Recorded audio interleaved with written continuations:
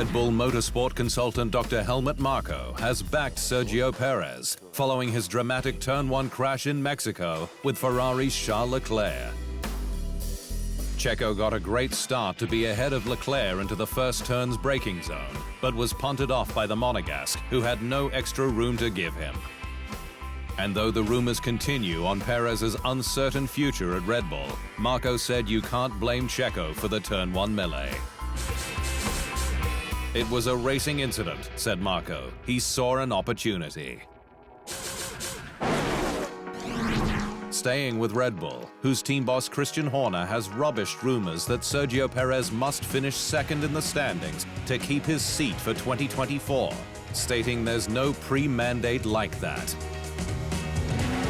Checo struggled in qualifying from Monaco to Qatar, with just 4 podiums scored in 14 races, compared with teammate Max Verstappen's 13 wins, including a record 10 straight from Miami to Monza.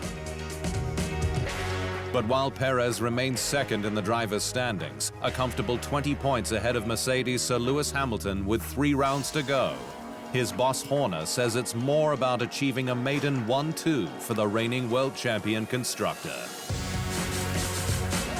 With this car, it would be fantastic in such a season that we've had if we could finish first and second, Horner said. Alfa Romeo's Valtteri Bottas heads to Brazil needing to up his game after receiving a 5-second time penalty and 2 points on his license for causing a collision with Aston Martin's Lance Stroll in Mexico. Stroll passed Bottas for 13th place at turn 13 with 6 laps remaining, but the Finn then ran wide and collided with him upon his return to the track. Bottas was summoned to the stewards, who determined that the driver of car 77 was predominantly to blame for the collision. The standard penalty, consistent with other similar incidents in 2023, is applied. Red Bull's talented reserve Liam Lawson has missed out on securing the Super Formula title at the Japanese Series twin final rounds at Suzuka, with the Kiwi blaming his lack of consistency. Lawson started Saturday's penultimate event from 7th on the grid, following a red flag in qualifying. But while he rose 1 place to 6th, his chances of overhauling standings leader Ritomo Miyata faded following a huge crash at fearsome corner 130R between Ukyo Sasahara and Hiroki Okusa that ended the race prematurely with half points awarded.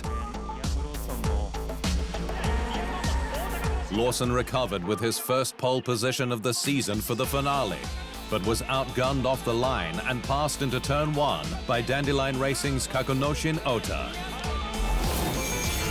For second place in the race and standings, 8 points behind Miyata, despite scoring 3 wins to the Japanese driver's 2 across the 9-round calendar that began in April. Carlos Sainz says end-of-season talks planned with Ferrari to extend his current deal beyond 2024 shouldn't be too much of a problem, with the Spaniard happy at Maranello.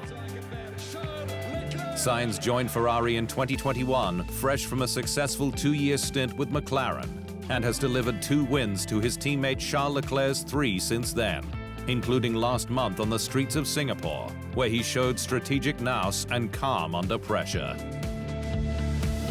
But while Sainz has been linked with Audi, which will join F1 from 2026, he's now made it clear he's ready to re-sign with Ferrari.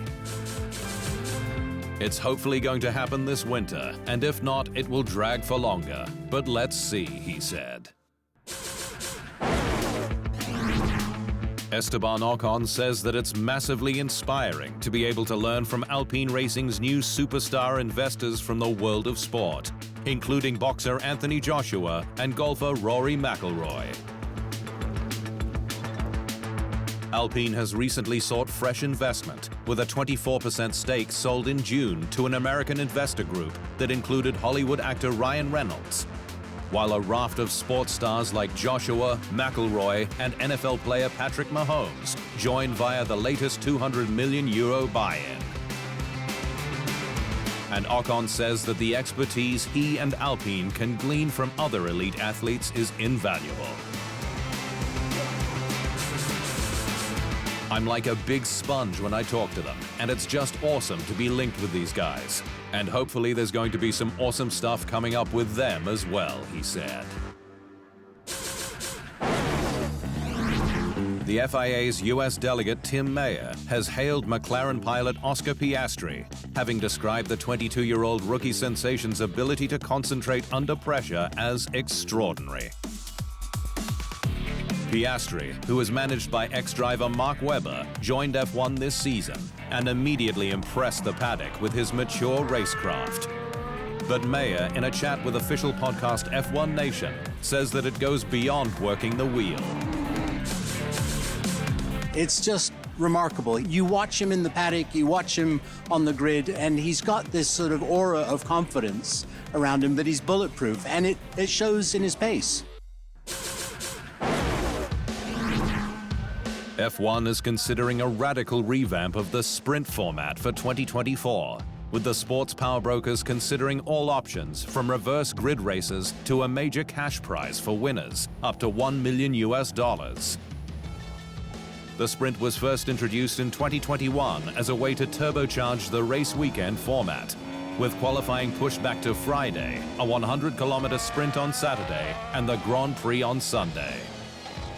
But while the sprint no longer sets the grid for Sunday's race, the racing has often fallen flat, with Austin's Procession a prime example. F1 says it could be revitalized with additional elements, which could even extend to a sprint championship. Not all teams agree with making drastic changes, though. I'd rather have no sprint races than if you start to meddle, said Mercedes' Toto Wolff. Even more with reverse grid races. We are going towards junior formulae where sport follows entertainment, while entertainment should follow sport. Mercedes technical director James Allison says that the Silver Squad is embarrassed by Sir Lewis Hamilton's disqualification in Austin, though the Brit labeled it as an understandable mistake.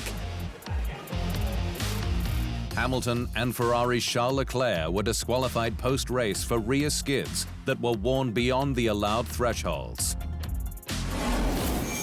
which were probably a result of the unique combination of the bumpy track and the sprint race schedule that minimized the time to set up and check the car before the race. But while Hamilton criticized the process, stating that far more cars were illegal, Allison says more margin should have been left. Of course, the disqualification is a significant blow. It's a miserable feeling. It hurts. Everybody here feels it. Everybody would be upset, embarrassed to a degree as well, because we absolutely don't like being the wrong side of the rules. Ex-F1 driver Felipe Massa has continued his crusade to overturn the 2008 World Drivers' Championship result, with the Brazilian stating in an online column that being defeated fraudulently is revolting. Massa has brought an extraordinary case against F1 and the FIA, with the once magnanimous 42-year-old seeking substantial damages for an alleged conspiracy that denied him the crown. Massa lost the 2008 title in his native Brazil by a single point to Sir Lewis Hamilton, but his campaign was damaged in Singapore, where Renault conspired to win the race. But while the Crashgate saga broke in 2009, Massa and his lawyers claim individuals at both F1 and the FIA were aware of what happened in 2008, when results could have been overturned.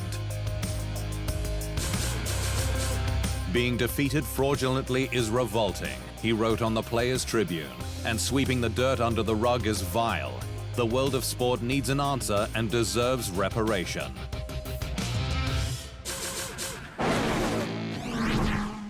Inaugural F1 Academy champion, Spain's Marta Garcia, will step up to Formula Regional European Championship by Alpine next year, with the seat funded by F1 Academy Prema Racing, Tatas, and Pirelli. The prize, part of F1 Academy's commitment to support progress up the single-seater ladder, will enable the former W Series driver to prepare for the FIA's F3 championship.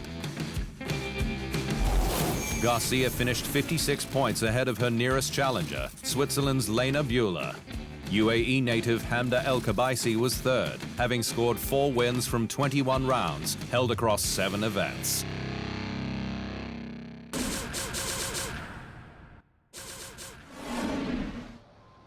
Thanks for watching. To stay up to speed on all things Formula One, make sure you hit the subscribe button.